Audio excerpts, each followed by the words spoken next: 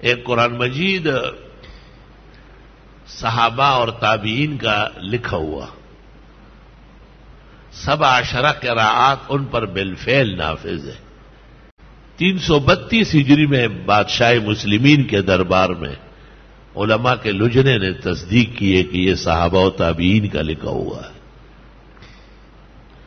پہلے سال جب میں دورہ تفسیر پڑھانے بیٹھ گیا تو ایک کرم فرما نے وہ نسخہ بھیجا، کہا حضرت ذرا یہ عجوبہ بھی دیکھ لو، بہت حسین جمیل کاغذ ہے، سطح الارض پر نظیر نہیں، اور کیا شان کی چھپائی ہے۔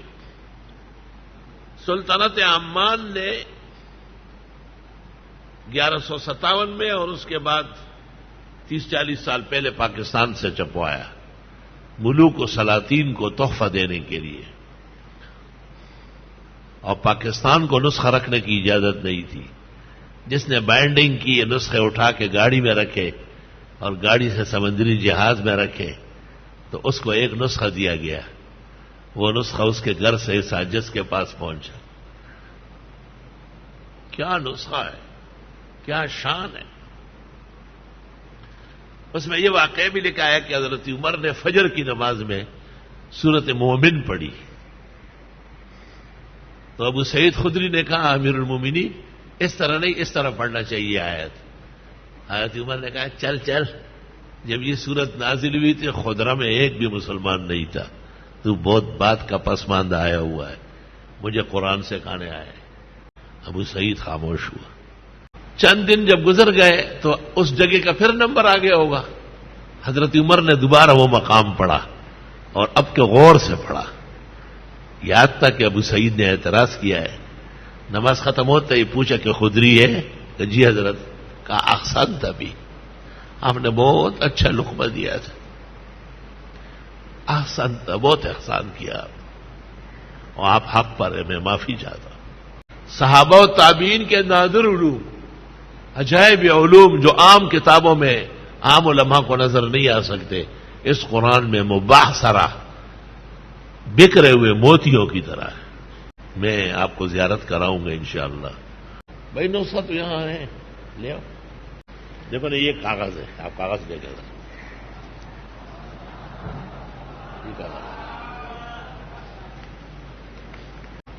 یہ جو لکھا ہوا ہے یہ صحابہ کا ہے، کئی کئی تابعین نے تشریح کی، یہ خط پڑھا جاتا ہے۔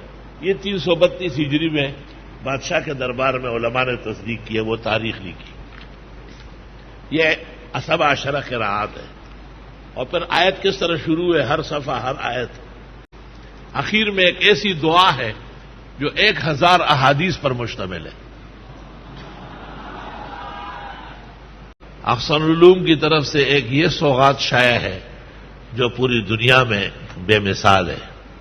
جس محترم دوست نے اس میں تعاون کیا تھا ان کو کچھ نسخے بھیجے گئے تھے، وہ امریکہ میں، اور وہ ایسا گھر ہے کہ سدیس اور شریم امام کعبہ ان کے گھر مہمان تھے، تو انہوں نے مجھ سے فون پر کہا کہ میں نسخہ پیش کروں۔ میں نے کہا بغیر تاخیر کے دونوں کو پیش کرو۔ انہوں نے نسخہ دیکھ لیا اور زار و قطار پھوٹ پھوٹ کے روئے۔ اس نے کہا واہ معجزہ، حرم کا امام امریکہ کے گھر میں صحابہ اور تابعین کا لکھا ہوا قرآن دیکھ رہا ہے، اور کہا یہ نسخہ حرمین میں ہے مگر 2 حصوں میں علیحدہ علیحدہ ہے، یعنی قراءات علیحدہ ہے اور نسخہ علیحدہ ہے۔ کمال یہ ہے کہ یہ ایک کر دیا گیا ہے۔ پھر میں نے ٹیلی فون پر ان کو بہت سارے علوم بتائے کہ اس میں یہ ہے، اس میں یہ ہے، اور جیسے جیسے میں بتاتا تھا، چونکہ وہ صحیح قدردان علوم قرآن کے، تو ان کی آواز ٹیلی فون پر رونے کی وجہ سے بالکل غائب ہو جاتا تھا۔ دونوں جگہ حرمین شریفین میں یہاں سے 10 نسخے گئے ہیں، 5 رکھے گئے ہیں الحمدللہ۔ اور تفسیر زاہدی جو 519 ہجری میں دروازجک بخارا میں شروع ہوئی تھی اور 540 میں مکمل ہوئی، اس کی دونوں جلدیں احسن العلوم نے شائع کی 1000 سال بعد، درمیان میں کوئی اشاعت نہیں ہوئی الحمدللہ۔ یہ نادر الوجود کام جو دنیا میں ہوا ہے۔ موجودہ پاکستان میں کسی ایک جگہ شاید ہم سے زیادہ ذخیرہ کتابوں کا موجود نہ ہو. ساری جگہ ملا کر تو ہو سکتا ہے زیادہ ہی ہو. کسی بھی ایک جگہ پشاور اور کابل سے لے کے کراچی تک جتنے کتب خانے ہیں، لائبریریاں ہیں، سب عاجز فقیر کے علم میں ہیں، اور احسن العلوم کا کتب خانہ ان سب پر حاوی ہے. 4033 نسخے مخطوطے وہ ہیں جس کے لیے سمرقند و ترمذ و بخارا سے لوگ دیکھنے آتے ہیں. الحمدللہ. ثواب کے لیے آپ کو یہ قصہ سنائیں.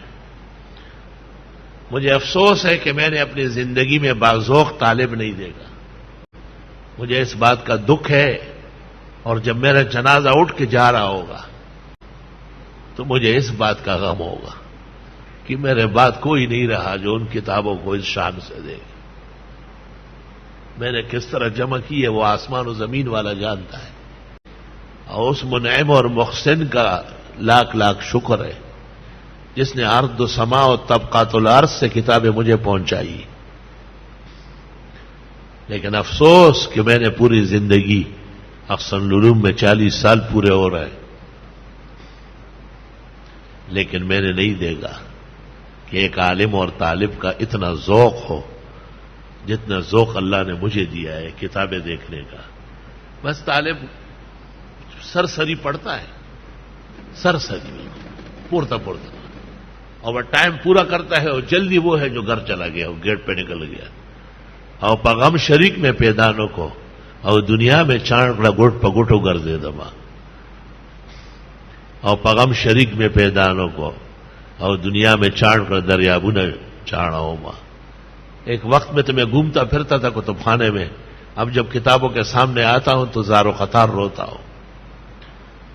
غرض نقشے اس کزم یاد ماند کہ ہستی رانمی بینم بقائے، کیونکہ مجھے نظر آتا ہے کہ وقت کم باقی ہے، اور میں نے کن محنت اور مشقتوں سے کتب خانے احسن العلوم کے 10 کتب خانے بھرے، 10 کتب خانے. اور جہاں میں نے کتاب رکھی سو وہیں رکھی ہے. آج تک کوئی نہیں آیا جس نے مجھے کہا ہو کہ مجھے مطالعہ کرنا ہے. نہ دور حدیث، نہ تخصصات، نہ ان میں وہ دم خم ہے. اس پر میں حیران ہوں کہ میں نے کتنے درس دیے، کتنی باتیں کہی، لیکن یہ ہرے پتھر اپنی جگہ جم کے رہے.